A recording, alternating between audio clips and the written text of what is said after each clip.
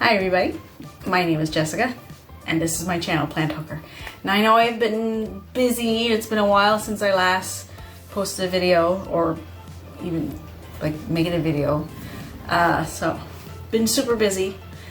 Busyness is now winding down, so I do have a little more free time to talk more about my plants. And today's plant is my red Ardisia. I hope I'm saying that name right. Look how gorgeous she is. Yeah. Is a flowering species, and they are native to like East Asia.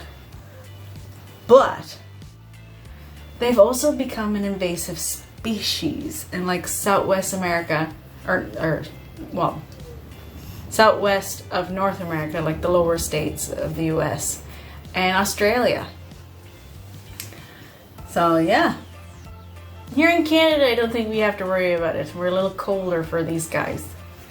But they do have a lot of other names. Like they're also called Christmas berry, Australian holly, coral berry, coral bush, carnal berry, coral berry tree, hen's eye,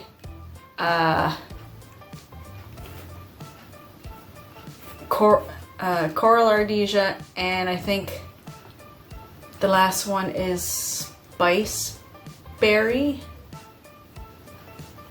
I think spice berry. Yeah. It's a compact shrub. Like this isn't a tree. It'll be more of a shrub. And they can grow between about 3.5 feet, 1 meter tall, so 3.3 feet tall, and they can be as wide as 2 feet, which is 60 centimeters or 60 odd centimeters. Yeah. Yeah, but they've only been in, they've been in the cultivar since the last, I believe, 80 years, because they're part of Japanese culture, like for decorations, for bringing in the new year. But they've only been an invasive species since the early 80s.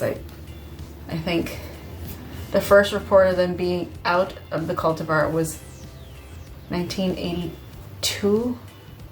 Yes. No. Yes. 1982. Yeah. Now, when the flowers do come out, they are like, some of them are white, some of them can come as pink or a cross of both. And then they'll make these like really red berries afterward. Not 100% sure if this is considered to be a toxic plant or not. It was sold to me as non-toxic, and they did said, the lady said was, actually I had gotten this at a Sobeys in Sydney River. And it was one of the Sobe workers. She said, "No, the leaves are not toxic, but the berries are." So, I'm not 100% sure if that is true or not. Mine has never produced berries yet, but I've had this plant since a year. And Gwen has made no attempts to chew on it, so perhaps she's right. I'm not 100% sure. There are places like Florida and Texas, I think, where these are invasive, where they're saying that they've caused some livestock to die. But I think it was more of a rumor. I don't know if there's any truth to it or not. But the roots and leaves can be used for like traditional Chinese medicine. The leaves contain a substance known as FR900339. I had to look at the paper, I wrote it on.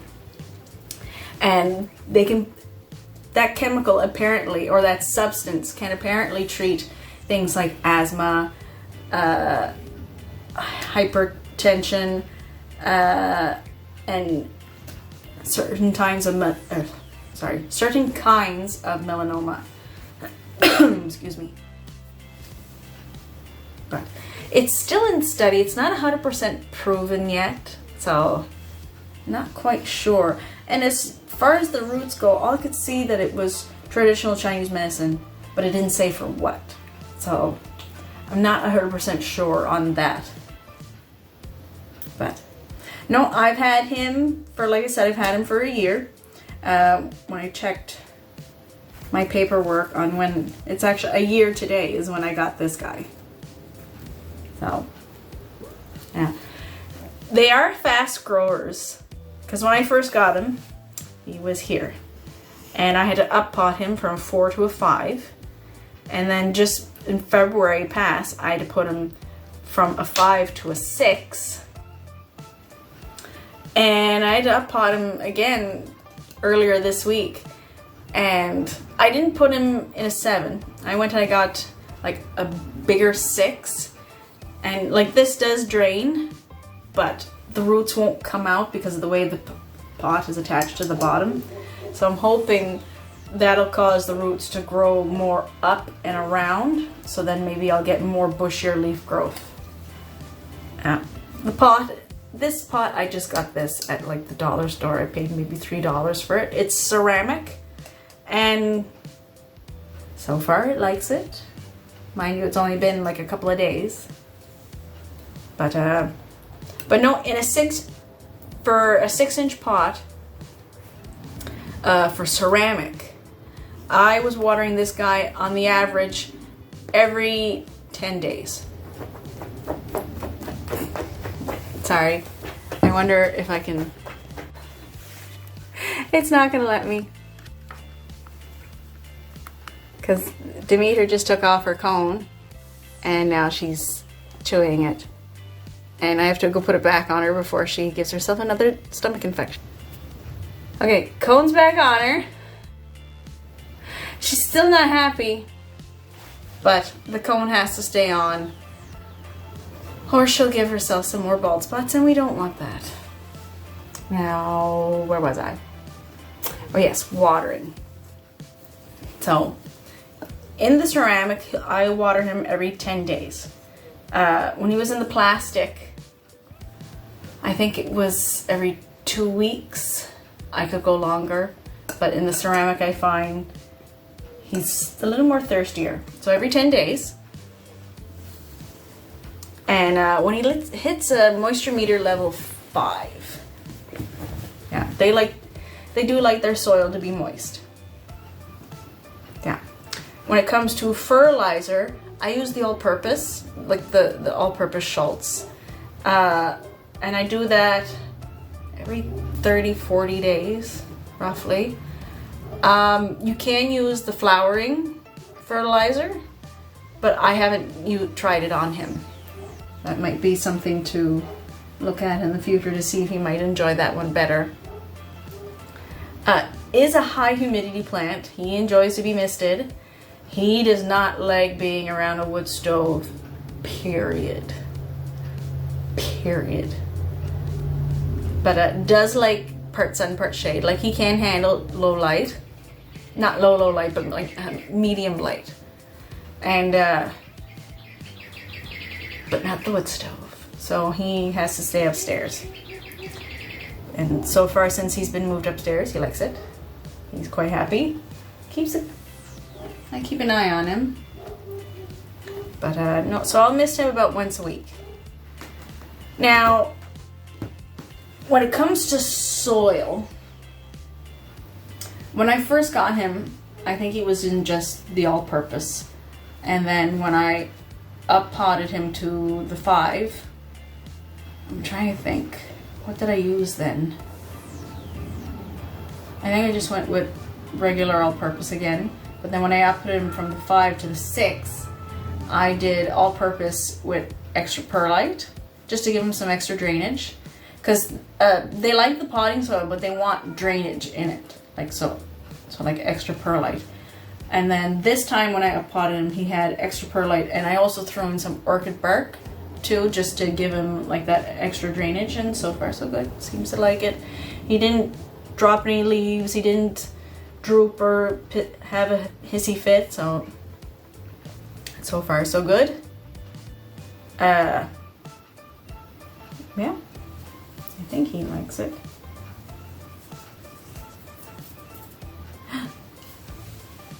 Now, common pests for this guy, from what I've read, is mealybugs and scale. However, I've never dealt with scale, but I do believe this June or July. June or July. Funny story. I had been on a plant ban and I had forgotten to tell the florist at L'Atelier Brio, because I had asked her for a pinstripe calathea. If you ever see one, order it, I'll buy it, kind of thing.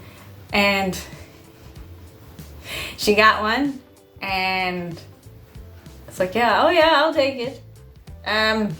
But luckily it was only in like a tiny little 3-inch pot, and I had to hide it from my kids, because when I'm on a plant ban, my youngest isn't as bad as my oldest.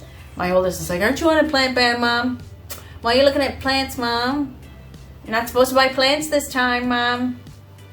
So, in order to hide it, I just stuck it in between this guy and my orchids and my velvet calathea. And I didn't realize that my pinstripe calathea had mealybugs. I think they were mealybugs. They were white. And there's a lot of them. Luckily, I just cleaned the calathea with a lot of rubbing alcohol, and then I took that to this guy because they had crawled onto him, and so far so good. Never seen any come back. He seems to be doing well. There are a couple of little black spots, which is a sign of pests, and I think that might have been the damage they had done while on him. Another thing too that those black spots can be is a sign of fungus, like a fungus infection. Brown spots is a too much light that's scorching from the sun. That's why they like part sun, part shade. Yellowing leaves, I don't think I have, well, I might have one right here.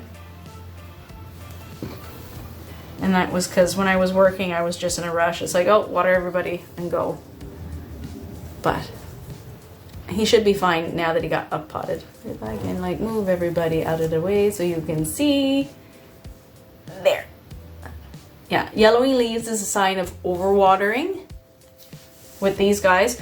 Underwatering, he would be like this, like just drooping. They don't like to be overwatered, and they don't like to be dry, so you have to try and maintain that nice moisture level that they like. Yeah. Is a dandy plant. I don't think I would recommend this as a first-time plant for first-time plant owners, mostly because of like the water recommendation that it needs, or not recommendation, requirements that it needs. Yeah, maybe for like between first time and medium, like, you know, medium kind of plant owner, then I think this guy would be like good for owning. Yeah. But yeah, this is my red Ardisia. So if you have any questions, comment down below. I'll answer them to the best of my knowledge. Give me a thumbs up if you like the video, thumbs down if you don't like the video. You know, everybody has a right to their opinion. Maybe let me know why I deserve the thumbs down, so then that way I can correct it and make sure it doesn't happen anymore on my videos. And if you want to leave a thumbs down and you have no reason other than just to leave a thumbs down, why do a thumbs down? Move on to the next video.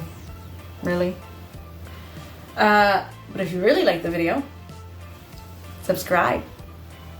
And as always, thank you for watching. Live long, plant on.